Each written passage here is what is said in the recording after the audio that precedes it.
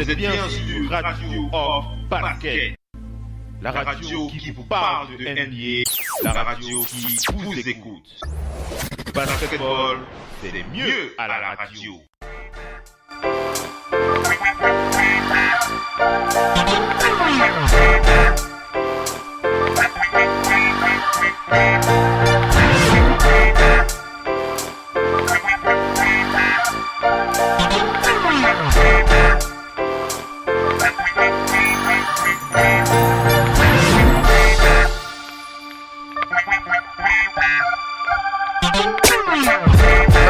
Allez, on enchaîne les amis avec la deuxième partie de ce talk show. Vous ne les entendez pas, mais en off c'est très très chaud avec cette soirée spéciale NBA Draft NBA 2018. C'est sur Radio Off Basket, la radio numéro 1 sur le digital, la radio partenaire officiel NBA avec Oncle Phil, NBA, le Doc ONP, Missy et Mopo du côté du Delaware. On enchaîne avec les news. On va aller, enfin les big ups, puisqu'on est dans les big ups. Je parlais de Sean Kilpatrick Jr. des Bulls de Chicago. Alors pour ceux qui ne le sauraient pas, Mopo tu le sais, Missy et Simon vous le savez, Sean Kilpatrick Jr. n'a pas été drafté. Il n'a pas été drafté, mais c'est l'une des pièces clés des Bulls de Chicago. Alors il a envoyé un message aux jeunes joueurs qui seront donc à la draft, candidats à la draft ce soir. Il a dit ce soir c'est l'heure de la draft, c'est le jour qui a changé ma vie à jamais. Hashtag je n'ai pas été drafté. Sean Kilpatrick Jr. qui rajoute ça. Alors moi j'aime bien cette déclaration où il dit pour tous les joueurs ce soir qui ne seront pas draftés, je vous envoie ce message, n'hésitez pas à me contacter, n'hésitez pas à venir vers moi, nous allons commencer à travailler parce que le rêve n'est jamais terminé. J'adore cette phrase de Sean Kilpatrick, il dit le rêve n'est jamais terminé, vous aurez simplement une autre route à prendre, croyez-moi, il faut continuer à y croire. Gardez la tête haute et vous allez réussir à monter ce mont Rushmore. Signé Sean Kilpatrick. Moi j'aime entendre. On va écouter Mopo et les autres. Mopo. Et c'est ça que je voulais apporter comme précision, comme de la Hama. Sean Kilpatrick, c'est le coéquipier de James Siakam. Ils ont joué ensemble. Ouais. Ici à Delaware, avec l'équipe de Delaware. Le frère de Pascal, on le précise, le frère de Pascal Siakam, l'équipe de la D-League. L'équipe de la D-League des Sixers, ils ont joué ensemble ici. Je me rappelle qu'elle se le voit. Comme tu habites juste à côté de moi, c'est moins de 2 minutes là. Le voir et tout. Quand tu vois ce gars, c'est un gars qui est une superstar à l'université de Louisville, qui est parti en draft, mais qui a créé sa route. Comme je disais tantôt tout à l'heure, Fred Cécile a précisé ceci. Certaines personnes vont être draftées, d'autres ne vont pas être draftées. Mais n'oublie pas un truc, ce n'est pas parce que tu es drafté et que tu as eu peut-être un salaire garanti, parce qu'aujourd'hui, le 30e choix fait 950 000 donc il est presque payé proche du $1 million. Tu me suis un peu, non? Et n'oublie pas un truc, quand tu es payé comme ça, comme je t'ai parlé tantôt, si tu es dans un état qui prend beaucoup de taxes, tu as au moins 30% à 32% déjà coupé déjà sur ta argent. Vous savez que tu n'as même pas, tu es dans les 500, 550, tu vois un peu, non? Donc, de gros salaires que tu vas faire l'année, qu'on va diviser par 12 pour te donner ton salaire du mois. Maintenant, tu es du premier choix au 5e choix. Le premier choix, c'est $5 millions garantis. Le deuxième choix, c'est 2, c'est 4 combien. Le troisième, comme les gars qui ont les 3,5 millions par là. Mais en même temps, on coupe les taxes à l'intérieur. Les garanties, c'est bien beau. Mais n'oublie pas, comme on m'a dit tantôt, la majorité vient des côtés défavorisés. La mère, avant la draft, elle a pris au moins 3 voitures pour donner un au cousin, l'autre à la grand-mère. Tout là, ça avait la garantie qu'on va te faire drafter. Et aujourd'hui, la précisé, venez vers moi, c'est pour dire à ces gars, tu peux avoir la foi. On ne te drafte pas aujourd'hui, tu deviens une pièce maîtresse comme tu l'as précisé à Chicago. Ou un gars qui a assez primé comme lui, qui était un bon joueur. Parmi les gros projets, il était dans le top 100 player in the United States. Tu me suis un peu, non? Mais aujourd'hui, tu te rends compte qu'il part sans être drafté. C'est pour te faire comprendre que ce calice, il est précieux. Mais beaucoup de gars, comme les gars comme Anthony Bennett, arrivent à vilipender leur chance. C'est ce que je disais tantôt quand tu m'as coupé mon propos. Oui, quand tu as coupé mon propos, ça a été premier choix par les Cavs, ouais. Oui, c'est pour ça que je précisais tantôt, quand tu m'as coupé, que Judas a marché avec Jésus, mais après on a vu comment il a pris sa route. Donc aujourd'hui, il faut savoir, il faut être intelligent. Il faut être les Jacob, il faut être les Pierre. Tu vois un peu, non? Il faut et avoir la foi. Ouais. Oui. Mais c'est un mot rapide et après j'enchaîne. Vas-y. Juste un mot rapide. Je vais citer 2 exemples. Bruce Bowen jouait ici au championnat de France. Il a été avec les Spurs champion. Ben Wallace, l'un des bons exemples, c'est Ben Wallace. Champion, cette fameuse équipe de Détroit 2004 qui a mis les Lakers à genoux. On peut le dire, ça. Ben Wallace qui était dedans, non drafté non plus. Aujourd'hui, ce qu'il y a, pourquoi même pour les jeunes Américains, il y a moins de place. Il y a moins de place parce que la NBA vit aussi du fait qu'elle diffuse dans le monde entier. C'est une ligue internationale. Les Américains n'ont pas pour objet d'être dans un entre-soi, comme on le voit parfois ailleurs. Leur objectif, c'est de choisir les meilleurs. Si le meilleur est chinois, il viendra à la NBA. Si le meilleur est camerounais, si c'est Ambibi, il viendra à la NBA. L'ouverture des frontières, elle est là aussi. C'est de permettre à tout le monde entier de rêver. Les Chonmakers et tous ces gens-là qu'on voit, c'est les gens qu'on se dit comment à un moment donné, bon, c'est vrai qu'il y a eu Manu Ball, mais tous ces gens-là, c'était pas les gens pour entrer à la NBA. Mais la NBA, ce qui vous fait entrer, c'est le talent. Mais parfois, vous pouvez ne jamais être choisi, mais au bout d'un moment, vous faites vos preuves, on vous prend. Rendez-vous compte, Dennis Rodman, il était en la seconde liste, en 27e position. Hein. Les titres en veux-tu, en voilà, il a eu. C'est votre énergie. C'est pas aller passer les 10 ligues, les championnats européens sont là, recrutent énormément. Les gens, parfois, ils viennent des championnats européens comme Beverly. Beverly, ils finissent à la NBA. Comme, comment s'appelle celui-là qui joue à Miami, là, qui est toujours là, d'ailleurs. Hassan Whiteside? Non. Celui qui a gagné les titres, là. On le voit plus sur le banc, maintenant. Chris Bosh? Non, pas Chris Bosh. Celui qui a gagné des titres avec le Heat de Miami? Qui a gagné? Oui. Il a été là. Le gars qui est naté là. Ouais. Le naté si là. Oui, l'ami de Dwayne Wade là. Non. Oui, le naté là, oui. L'intérieur là, il est pivot. Oui, c'est Aslim. Udonis.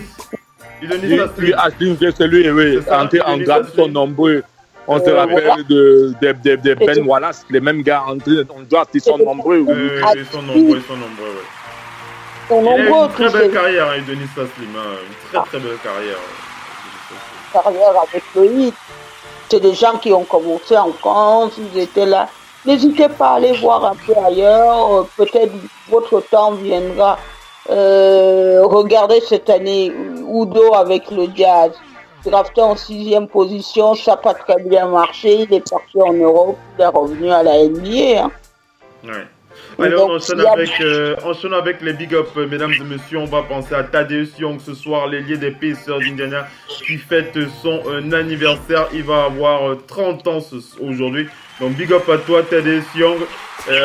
Joyeux anniversaire ce soir. Alors on parlait des joueurs mal classés ou mal draftés ou alors pas draftés du tout.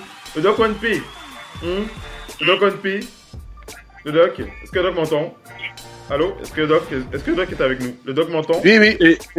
Oui, le Doc, je disais, on pensait aux mal draftés ou ceux qui sont draftés très bas ou alors à ceux qui ne sont absolument pas draftés. Je voulais te faire réagir sur le petit clin d'œil de Isaiah Thomas des Lakers de Los Angeles. Isaiah Thomas, on rappelle, qui a été drafté, c'était en 2011. Deuxième choix, c'était à la 60e position. Isaiah Thomas. Et on connaît l'histoire de ce Lilliputien aujourd'hui. Alors, Isaiah Thomas qui a dit, le Doc One P qui réagit, après vous allez réagir. Isaiah Thomas qui a dit, quel que soit le joueur qui sera drafté à la 60e position ce soir. Je te demande de m'appeler immédiatement. Si tu es drafté à la 60e position, n'hésite pas à m'appeler. Je vais te donner la formule pour que tout aille pour le mieux. Asiat Thomas qui fait un petit clin d'œil pour la 60e position. Le Doc Onpe, petite réaction. Oui, il a raison. Hein, ça montre que du moment que tu es drafté, et encore, si quand tu n'as pas de contrat garanti, si tu veux travailler, si tu travailles vraiment, tu peux y arriver. Ça peut aller très vite. Ça peut aller très très vite. Donc, il a largement raison de lui dire ça parce que on a vu, hein, c'est pas le seul exemple. Hein, voilà, Draymond Green qui a 3 titres NBA. Lui aussi, il a été drafté très tard. Donc, Isaiah Thomas, c'est le dernier. Et finalement, c'est une star NBA actuellement. C'est un nom incontournable. Avec 1m75. Donc, si les mecs qui rentrent, s'ils travaillent, il y en a qui s'acclimatent plus rapidement à la NBA. Il y en a qui ont été des stars en NCAA, mais la NBA ne leur va pas. Va savoir pourquoi. Peut-être qu'ils voient tout le changement de système et du mode de vie ne leur va pas. Ils n'arrivent pas à s'acclimater et ils chutent.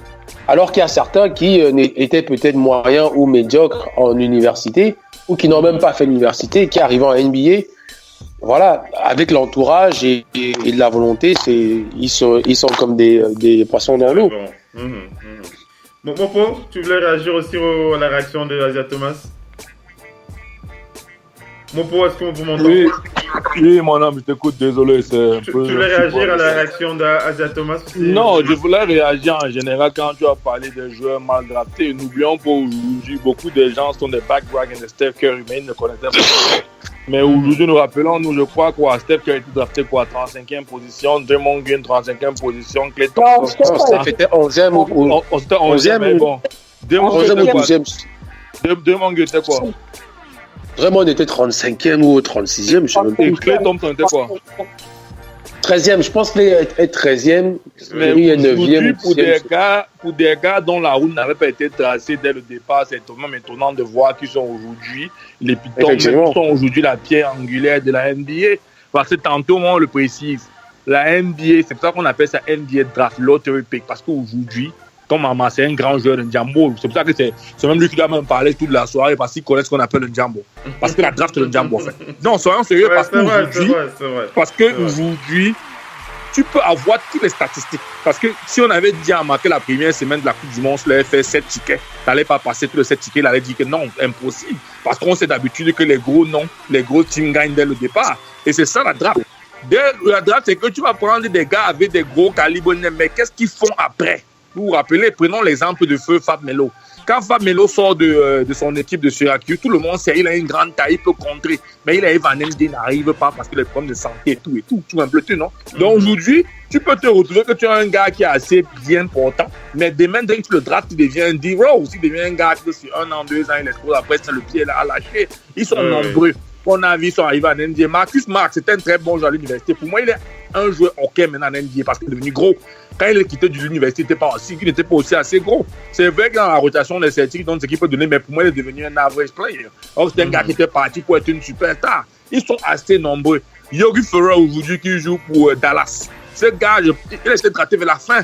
Mais aujourd'hui, tu vois, il a quand même les tendances de vouloir au moins un peu aider Dallas. Tu me suis un peu, non? Donc, c'est un peu ça la NBA. Aujourd'hui, c'est une journée où on verra bien ce qui va se passer.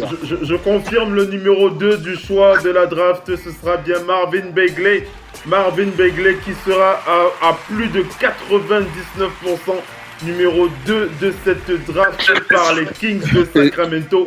Après DeAndre Ayton par les Suns de Phoenix. Mopo. Et je vais te préciser, ce gars, sans te couper le ce gars, c'est un gars qui a un plafond de basket, va déchaîner. Mais mon problème, c'est qu'il me pose des petits problèmes. Tu parles de Marvin, là. Oui, Marvin Bagley, mon seul problème avec lui. Je ne veux pas juste qu'il soit encore un autre joueur de double dont le système de jeu était axé sur lui, un peu comme on a vu avec notre pivot nigérien, ça s'appelle comment, le petit qui était au Sixers, là, le deuxième droit de choix de la draft, là, le petit, là, il s'appelle comment, le Nigérian, là, le Nigérian américain, là. Okafor, Jalil Okafor. Jalil Okafor, c'était un bon pivot, il était pivot ailier, tiré. Mais l'avantage, c'est que Marvin Bagley a compris ça très tôt. Il sort, il est plus 4-3. Tu vois un peu, non? C'est un 5-4. Tu vois, aujourd'hui, je veux qu'il se retrouve dans une équipe qui va l'aider à développer son plafond. Ce qui a tué au Okafor, c'est qu'il se retrouve dans une équipe avec l'un des meilleurs pivots de la NBA qui tire à 3, qui n'est que Joel Embiid. Et aujourd'hui, qu'il arrive, il va s'acclimater, Joel Embiid revient sur pied. Ça qui était un peu difficile pour la transition. Parce qu'aujourd'hui, ce qui tue la majorité des NBA draft de l'Olympique, c'est qu'ils se retrouvent dans des équipes où ils ne peuvent pas développer. Les Celtics, pour moi, c'est un bon cercle. Même les Kings de Sacramento, c'est un bon cercle parce qu'ils ont le gars, qui est le gars de Kentucky, qui a le tatouage au cou, là, qui est long, là. J'oublie son nom, là. Je sais pas, j'ai oublié un peu son nom, là. Le pivot des Knicks, de l'équipe, là, ça fait comment, là, encore Le pivot de qui? J'oublie un peu. Le pivot de l'équipe où Bagley va être drafté. Les Kings de Sacramento, tu parles donc de... Oui. Ah oui, le très jeune... comment s'appelle ce jeune joueur? Il faut qu'on revienne sur les victimes. Non, c'est pour dire, en fait, la draft, c'est un joueur qui... Oui, c'est un truc déjà comme ça. Non, pas l'autre là, le plus grand, le mince là. Sky Labussière? Non, pas Sky. Tu as dit quelqu'un de le premier nom que tu as tout à l'heure ici. Colestein, c'est Colestein. Yeah, Carl Stein, yes, c'est la fois dont tu as parlé, désolé. C'est que la fois dont tu as parlé, pas lui. Carl Stein, quand tu vois un peu, Carl Stein, c'est un gars qui essaie de tirer, mais il n'est pas aussi assez mobile que Bagley, tu vois un peu, non? Marvin Bagley, c'est un gars qui peut dribbler, qui peut faire beaucoup de choses. Donc aujourd'hui, maintenant, espérons que l'équipe va le drafter, plus de le mettre dans une situation qui peut développer. Parce que si tu ne développes pas, tu vas être un boss, gars. Et c'est ce qui est très mauvais, gars. C'est ce qui est mauvais. Allez, on enchaîne avec les news. Les Wolves du Minnesota qui veulent aussi se ranger dans ce premier tour de la draft pour tenter d'accrocher un joueur. Ah là là, cette draft est là quelque chose de spécial, hein, vraiment, comme vous l'avez dit. Et tout à l'heure, on sent vraiment que la majorité des équipes de cette ligue sont en train de tout faire pour attraper un premier choix à gauche à droite, dans cette draft. Je vous donne la réaction du français Evan Fournier du Magic d'Orlando. Evan Fournier qui précise que pour ce soir, il ne pourra pas être à la draft, il sera dans l'avion. Mais il n'hésitera pas à foutre le bordel sur son compte Twitter. Evan Fournier, voilà la réaction d'Evan Fournier qui ne sera pas là devant sa télé pour regarder. Enfin, il ne sera pas devant sa télé pour regarder la draft. Michael Porter Jr. Alors qu'est-ce qui se passe Non, voilà. Allez, c'est fini pour les big ups. On va passer aux news. On va faire réagir Messi. Vas-y Messi, rapidement. Juste une chose à préciser, tout ce que tu as dit là, tu n'aurais jamais pu le dire.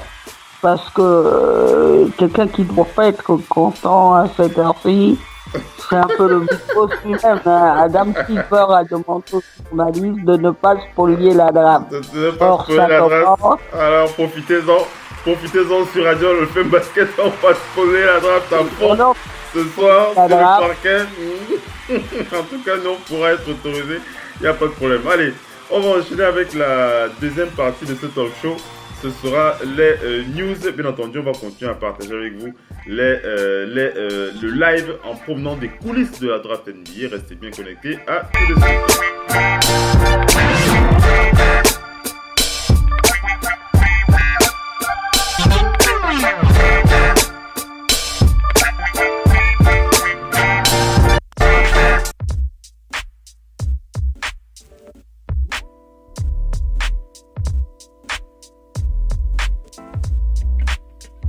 Radio, Off, Basket, la radio numéro 1 pour tous les fans de basket francophone à travers le monde.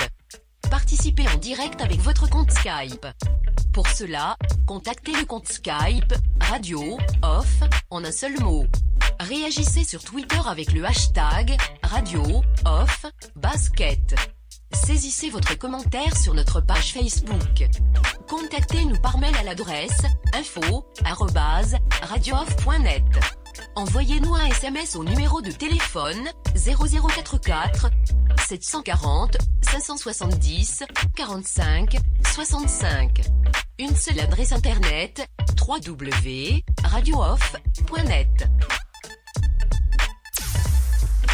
Vous êtes bien sur Radio Off Basket, la radio qui parle de NBA, la radio qui vous écoute. Basketball, c'est le mieux à la radio. Now, decide not to use it. Curry, way downtown. Bang! No. Anthony for three.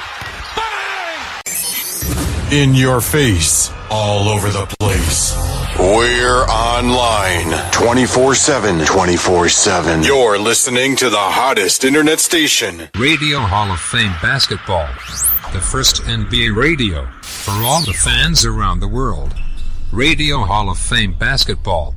We talk about NBA. We talk about passion. We are your radio. On enchaîne avec la suite de ce talk show, les Hawks d'Atlanta qui sont très chauds sur Trae Young pour ce troisième choix de la draft. Trae Young qui alors moi je pensais dans ma mock draft qui venait de plusieurs sources, je pensais que Trae Young aurait pu finir dans l'escarcelle des Knicks de New York et je le voyais bien autour de la huitième choix. Mais voilà, un Trae Young qui va finir probablement du côté dans les dossiers des Hawks d'Atlanta. Ce sera entre la troisième et le troisième choix. Je crois bien que c'est le troisième choix. Hein. C'est le troisième ou le quatrième? Non, c'est le troisième. Hein. C'est le troisième choix. Les Hawks d'Atlanta. Le premier choix, c'est bien les Suns de Phoenix avec DeAndre Ayton. Le deuxième choix, ce sera Marvin Bagley avec les Kings de Sacramento. Le troisième choix, à plus de 99%, sera sûrement Trae Young et les Hawks d'Atlanta. On rappelle qu'il y a beaucoup de mouvements qui sont en train de se mettre en place pour essayer d'accrocher un premier choix de draft. Il y a aussi, on a parlé du Heat de Miami, le Heat de Miami qui est prêt à se séparer de Justice Winslow pour se ranger dans ses 10 premiers choix. Les Minnesota Timberwolves qui veulent aussi se raccrocher au wagon de ce premier tour de la draft NBA. Ils sont autour du 20e choix, hein, cette équipe des Minnesota Timberwolves. Ils sont autour du 20e choix. Les Clippers aussi qui veulent se positionner à ce premier tour, sur ces 10 premiers joueurs, ces 10 premiers choix, on va dire ça comme ça. Mais on va enchaîner avec les news. On va aller du côté des Nets de Brooklyn. On va parler de Dwight Howard. Dwight Howard, je l'ai dit en début de talk show. Dwight Howard qui a été transféré aux Nets de Brooklyn, mais le joueur ne veut absolument pas jouer. L'ex-joueur des Hornets de Charlotte ne veut pas jouer pour les Nets. Il ne veut pas jouer pour l'équipe de Jay-Z. Il ne veut pas jouer à New York. Il veut un buy-out. Dwight Howard qui sera probablement free agent dans les prochains jours. Mopo, Baby Howard qui voyage. Baby Howard qui voyage une fois de plus. Sa position est très avancée, Dina.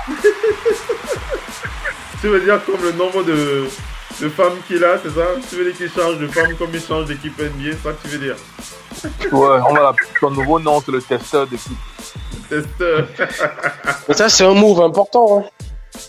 Vas-y, le doc, comment tu veux réagir, le doc? C'est un move important parce que on sait bien que lui, vu les soucis financiers par rapport à ses déboires féminins et par rapport à ses ambitions peut-être financières, il avait besoin il privilégiait pendant cette période ce gros salaire. Mais là, s'il accepte un buy-out, ça veut dire que vraiment, il veut vraiment pas jouer là-bas. Donc l'argent, il va essayer de récupérer ce qu'il peut. Et il est prêt à aller ailleurs. Et Dwight Howard libre, ça va mouvementer aussi le marché. Parce qu'on sait bien que chez les big man, l'année dernière, on a vu qu'il a commencé à accepter. Tu penses que ça va influencer quel dossier? Parce que je vois pas Dwight Howard retenir LeBron James. Hein. Ou bien retenir... Non, je parle pas de LeBron James, mais je dis n'importe quelle équipe. On a bien vu les buyouts de Chris Paul ou de Dwayne Wade, à chacun leur niveau, intéressés la saison, pendant l'été dernier. Ça reste un big man en double-double. Ça reste du 15 points, 11 rebonds facile. C'est ce qui est rare dans la ligue. Et ça reste aussi, maintenant, il est devenu, on a vu l'année dernière, quelqu'un qui peut-être va en mettre dans le vestiaire, mais qui sur le terrain a compris qu'il n'est plus numéro 1. Il a compris, ça fait 1 an ou 2, il a eu du mal à comprendre ça, à travailler dans le sens d'être un lieutenant. Mais l'année dernière, on l'a vu donc, un Dwight Howard qui accepte d'aller dans une équipe de venir avec plein d'argent dû à son buyout et de dire, moi, je viens pour vous aider, je vais faire 2 contre de moyenne, 15 points, 12 rebonds, 11 rebonds. Ça vaut de l'or. En NBA, il y a des équipes qui, je te prends l'exemple de ces fameux Warriors champions. Leur problème était à l'intérieur. Ils ont réglé ça avec du small ball rapide. Mais on sait bien que leur problème, jouer avec Looney comme pivot titulaire, c'était pas le luxe. Ils sont bien débrouillés. Je prends l'exemple de plein d'autres. Hein. Voilà Phoenix qui va se battre pour un intérieur. Pour un intérieur parce qu'ils n'en ont pas. En tout cas, ils sont nombreux. Oui. Toronto qui aurait bien aimé avoir un mec dominant en play-off qui n'en ont pas eu. Parce que Valanciunas s'est passé à côté. Washington qui voit maintenant Gortat vieillir d'une façon bizarre. Il y a beaucoup d'équipes qui aimeraient récupérer Jordan Digman et je pense que en buyout, Dwight Howard peut être une petite sensation de cet été s'il réussit à avoir ce buyout. Alors, je vous donne une info rapidement. On va aller du côté des Clippers de Los Angeles. Des Clippers qui veulent retenir le joueur Shai Gilgeous-Alexander pour le 13e choix. Je répète son nom, Shai Gilgeous-Alexander pour le 13e choix. Moi, je le voyais plus au niveau du 10e choix dans le Oncle Phil Playground épisode 3. Mais rien n'empêche une autre équipe de sélectionner ce joueur avant le 13e choix. Ça, c'est du côté des Clippers. Shai Gilgeous-Alexander qui avait il y a encore quelques jours travaillé. Il avait eu quelques workouts avec les Clippers et eux, ils sont bien déterminés à le sélectionner. On va aller du côté des news. On rappelle pour le dossier Dwight Howard qui avait été tradé contre Timothy Mozgov et deux tours de draft qui ont donc rejoint les Hornets de Charlotte. Dwight Howard qui a donc demandé un buyout, comme l'a dit le doc ONP. On rappelle que avec ce trade, les Nets ont un cap space de 17 millions de dollars pour 2019 et ils pourraient encore créer 2 places pour 2 contrats max. C'est ce qui se dit du côté des Nets de Brooklyn. On va du côté des Bucks pour préciser que les Bucks seraient prêts à se débarrasser du meneur Matthew Dellavedova. On rappelle qu'avec leur 17e choix, les Bucks veulent aussi récupérer un joueur intéressant dans ce premier tour. Et ils sont prêts à lâcher leur 17e choix et Matthew Dellavedova pour avoir un premier choix de la draft. C'est vraiment une draft spéciale. On vous le dit, on va vous le répéter toute cette soirée. Ça a l'air d'être spécial cette draft NBA. L'Australien rappelle que Matthew avait signé en 2016 un contrat de 19 millions de dollars sur les 2 dernières années pour Matthew Dellavedova. Donc voilà, on rappelle qu'il a été blessé cette saison. Il a très peu joué, juste 36 matchs avec une moyenne de 4 points, 1 rebond et 3 passes décisives. Tu dis quoi, Popo? C'est le gars que LeBron James a aidé à ranger l'argent en NBA gratuit. Laisse-moi, mon frère. Oui, non. Tu pensais que s'il ne gagnait pas la bague avec ses 2 saisons à Cleveland. S'il ne gagnait pas sa bague, il fait ses 2 saisons à Cleveland, il devait avoir son contrat. Il a sa bague. Ouais, le Féman est la Fémania. Alors, Mopo. Oui, Mopo, j'ai envie qu'on parle d'un joueur ensemble avec le doc ici. On va un peu parler de Michael Porter Jr. Michael Porter Jr. Qui semblerait-il pourrait être le choix du Magic d'Orlando. Je crois que ce sera le entre la 5e et la 8e place, hein, si je dis pas de bêtises. Il faut que je sois sûr de mes sources. Mais les Sixers qui seraient prêts à trader Markelle Fultz pour obtenir Michael Porter Jr. Markelle Fultz qui semblerait-il ne serait pas un joueur aussi valorisé qu'il le serait. On rappelle Markelle Fultz qui était premier choix de la draft en son temps, hein. C'était la saison dernière. Mais les Sixers qui seraient prêts à se séparer de lui pour récupérer Michael Porter Jr. Est-ce que tu as envie de parler de ce joueur, Michael Porter Jr. qui se définit comme un mélange entre Giannis Antetokounmpo et Paul George. Hein. Alors, excusez du peu, hein. Ce n'est pas n'importe qui hein, lorsqu'il prend pour Paul George et Giannis. Vas-y. C'est là. N'oublie pas, jusqu'à sa blessure, c'était le numéro 1 choix de la draft, donc incontesté. C'est sa blessure qui a tué ça. C'est sa blessure qui a tué. N'oublions pas, il a fait une saison OK à cause de cette blessure-là. Jusqu'à aujourd'hui, c'est le problème qu'il se pose avec la majorité des équipes. C'est son health concern. Et aujourd'hui, on sait que les Sixers sont habitués à prendre des choix qui sont dans le top 10, qui sont habitués à être blessés et qui vont travailler. On a vu l'expérience, on a vu Joel Embiid, on a vu Ben Simmons, on a vu... Tu sais qu'ils vont appliquer de process sur Michael Porter Jr. Oui, donc ils ont compris une équipe qui est patiente. Parce qu'aujourd'hui, en NBA, si tu veux un produit, il faut être patient. Beaucoup d'équipes ne sont plus patientes en NBA. Ils veulent gagner là. Ça ne marche pas ainsi. On a vu la patience avec les Sixers. C'était l'équipe qui était derrière le tableau 5 saisons d'affilée. Aujourd'hui, ils font les playoffs. L'année prochaine, ils vont faire les playoffs. Cette année, ils ont perdu en demi-finale. Tu vois un peu dans autant de choses. Donc, aujourd'hui, là, pourquoi ne pas? Et c'est un très, très bon joueur. Si on veut tuer Markieff, quand on jette Markieff en NBA, n'importe où, on peut en passer Markieff ne sert à rien, en fait. Nous ne mentons pas parce qu'en fait, il ne sert à rien. Il ne faut pas se mentir. C'est ce que je parlais tantôt. C'est dur. Non, je ne suis pas dur, fille. Moi, quand il était drafté numéro 40, il était drafté, moi-même, j'étais étonné. C'est son sérieux. Mais tu n'oublies pas que je vois les matchs de la NCAA chaque été. C'est bien beau, il a fait ce qu'il a fait avec Washington State, mais pour moi, ce n'était pas le numéro 1. Ça m'a étonné qu'il était numéro 1. Regarde, nous ne mentons pas. Il y avait plein de joueurs qui avaient des résumés meilleurs que lui. Tu veux me dire qu'il était plus fort que le meneur de Villanova qui a gagné la NCAA, le back-to-back 2 années de suite? Tu veux me dire qu'il était plus fort que le meneur de Kentucky? Là, ils sont nombreux. Tu veux me dire qu'il était plus fort que Grayson Allen, le blanc qui est le meneur de Duke?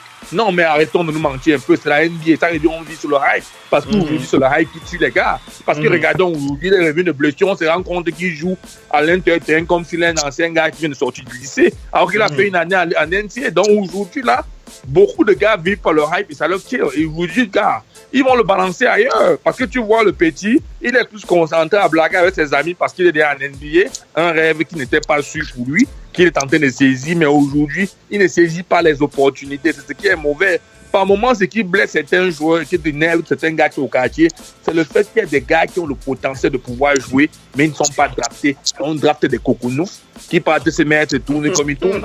Parce qu'aujourd'hui, pour un gars qui a fait presque un an, ils sont lancés par ne sais pas, tu dois améliorer, gars. Ne nous mentons pas.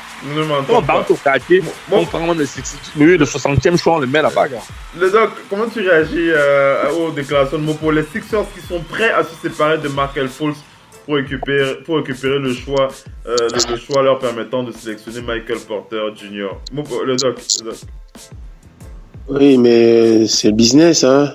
Ouais. Le business, comme Opo l'a dit, ce sera un super coup si lui aussi ne se blesse pas en arrivant avec ce curse qu'il y a chez les Sixers. Ouais. Parce que ce serait vraiment énorme. Il ne faut pas oublier que même si il est grand, il a le handling d'un meneur. Michael Porter Jr., ce serait une sensation. L'année dernière, ils ont essayé de trouver un meneur parce qu'ils avaient déjà le 4 et le 3 qu'ils voulaient. En sensation, ils avaient déjà les numéros. Donc, ils se sont dit, il nous manque un meneur puisqu'ils avaient récupéré aussi le fameux shooter des Clippers, là. L'autre, là... le blanc, là, le shooter des Clippers, qui est venu des Clippers. Donc, ils l'ont récupéré. Ouais, JJ Redick, il leur manquait qu'un meneur. Donc, ils ont pris... Je pense que s'ils n'avaient pas besoin du poste de meneur, ils l'auraient pas sélectionné en premier. Maintenant, là, ils ont une opportunité que les autres ne voient peut-être pas parce que les autres n'ont pas besoin. Parce qu'au final, la draft, c'est aussi quoi? Chacun prend au poste où il a besoin de renforcer. Donc, parmi les 10 ou les 5, là, chacun prend à ce niveau-là. Moi, les Sixers, je ferais peut-être pas ça, Mais ce serait un super coup parce que ils auraient un mec capable de pratiquement tout faire.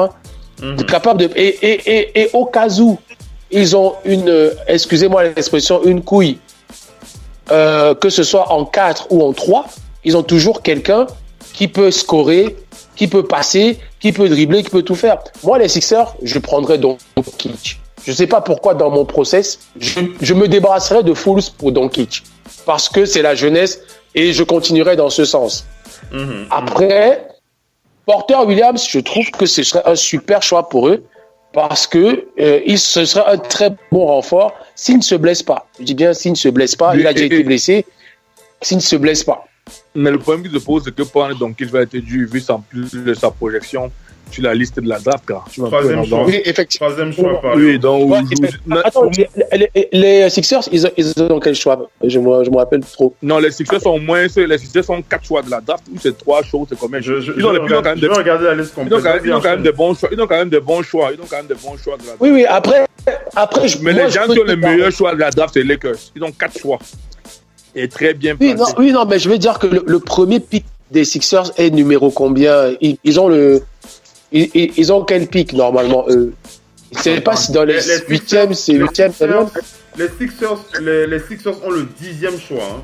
10e choix, les Sixers. Ah ouais, c'est vrai qu'ils sont loin. Donc il sera parti. Ouais. Il sera déjà parti à ce moment-là. Donc oui. Le 10e choix, le 9e, c'est les Knicks. Le 8e, c'est les Cavs. Par contre, Michael Porter il vient d'être en 9e pick aux Lakers. Ah, ok. Donc, mais Michael Porter, les gens doivent faire gaffe à ceux qui vont le laisser passer. Moi, une équipe, je ne laisserai pas passer pour que ça arrive encore chez les Sixers. Ils peuvent même faire une erreur de le laisser passer en 8e position. Je pense que les Cavs risquent de le prendre dans leur construction. Il y a moi des équipes, en fait, je ne laisserai pas passer. Je crois que le Magic est en 6e position à la base. C'est ce que je précisais dans ma preview. Je vois bien le Magic récupérer. Enfin, moi, je vois plus le Magic récupérer Porter Jr. au 6e choix. Ce qui est fort aussi, parce que ça m'étonnerait que les gens le laissent aller jusqu'à 10e. Si les Hawks récupèrent bien Trae Young comme je le vois pour le 3e choix, les Grizzlies les Grizzlies eux sont sur Jaren Jackson Jr., les Mavericks sont sur Mohamed Bamba et le Magic d'Orlando qui va probablement sauter sur Porter Jr. Vas-y, le Doc. Donc nous sommes dans ce cas où les Sixers c'est un rêve parce que à la 10e, je pense qu'il sera déjà parti. En tout cas, les équipes avant eux feraient mieux parce que le potentiel de ce mec, il a travaillé tout le monde. Hein. C'est-à-dire que tous ceux qui, comme Bopo disait, c'était lui qui était parti pour être le premier. C'était lui. Tous ceux, les Smith Junior qui sont à Dallas, tout le reste, même Curry en 1 contre 1 n'est pas arrivé à jouer contre ce mec. Hein. Même Curry en 1 contre très bon, il est plus grand déjà, mais en plus il a le handling, il a du physique, il a tout ce qu'il faut, il a du tir à distance. Franchement, si c'est remis de ses blessures, de sa blessure, il vaut de l'or. Il vaut de l'or, effectivement. Alors on enchaîne avec les news dans ce spécial NBA Draft. Missy, vas-y, réagis s'il te plaît, Missy. Non, ce que je voudrais dire, c'est juste que bon, je sais pas à quelle position, et surtout les Sixers. On a vu les matchs aussi, pourquoi ils ont perdu. Parce que les Sixers ont une tendance à beaucoup trop se reposer sur Joel Embiid, à pas créer le spacing. Et défensivement, ils n'ont pas été vraiment omniprésents face aux Sixers. Donc sur tous ces postes-là, il leur faut quelqu'un, il leur faut vraiment quelqu'un qui, en plus de Joel Embiid, va être capable de défendre un peu sur tous ces postes. Maintenant, il leur faut aussi un peu de taille. Bon, il leur faut en plus d'Embiid, mais il faut vraiment quelqu'un d'autre qui est capable de prendre les tirs dans le périmètre, parce qu'on a vu Ben Simmons, ça posait problème, son tir est plus que précaire. Donc, mais il faut trouver. Maintenant, c'est pas le tout de drafter les gens. c'est l'utilisation que vous faites. Clairement, je ne sais pas comment les Sixers ont fait pour choisir Markel Fultz devant Tatum. Ouais. On a bien vu. On a bien vu le résultat. Alors Missy, je donne rapidement une dernière fois la preview Radio Hall of Fame Basket pour la draft NBA qui va se dérouler dans moins de 2h30, j'ai dit entre 2h et 2h30, 20h30 aux États-Unis sera la même heure du côté du Delaware. Alors je disais, première position, ce sera DeAndre Ayton des Suns de Félix Mopo. Missy qui m'a dit on spoil sur le parquet de la radio. Profitez-en, vous allez avoir ça en avant-première. DeAndre Ayton, le pivot superstar, ce sera les Suns de Phoenix qui vont le drafter. Marvin Bagley, ce sera les Kings de Sacramento au deuxième choix. Luka Doncic, troisième choix des Hawks d'Atlanta. Jaren Jackson Jr., quatrième choix du côté des Grizzlies de Memphis. Mohamed Mamba, cinquième choix des Mavericks de Dallas. Sixième choix sera Trae Young des Hawks du Magic d'Orlando.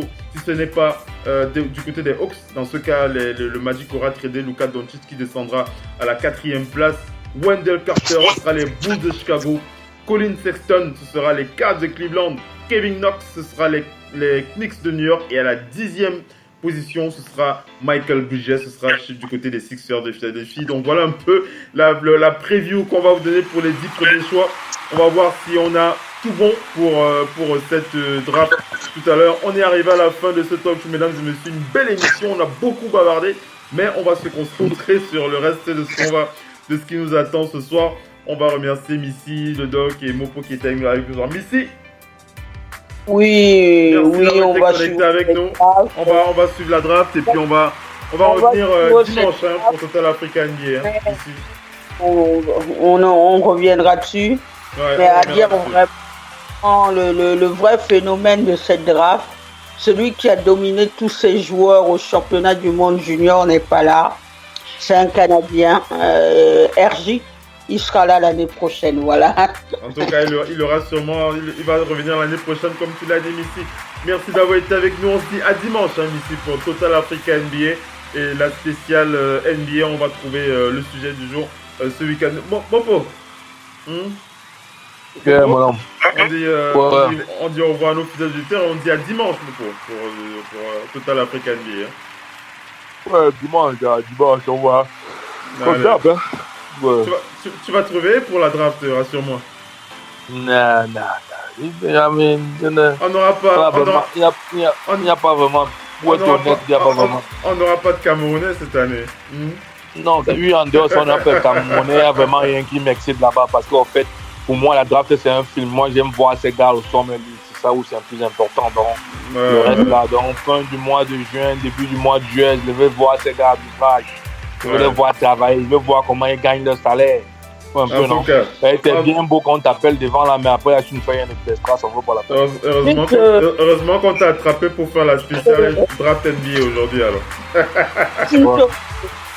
Missy, rapidement. Juste une chose, pas trop rapidement, pour dire, il y a juste un Français cette année. Un seul Français, je pense, est lié au Congo.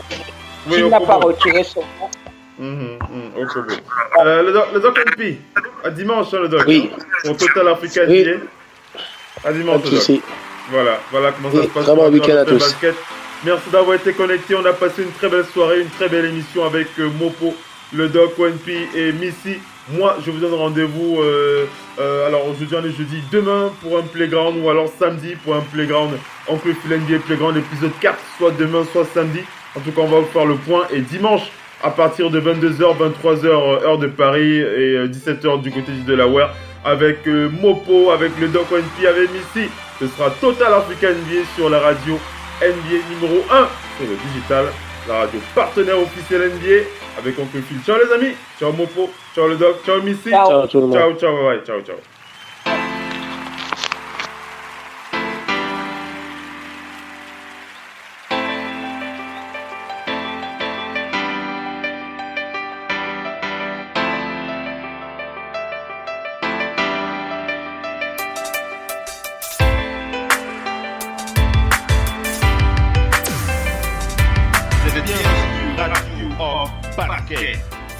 la radio qui vous parle de NBA, la radio qui vous écoute.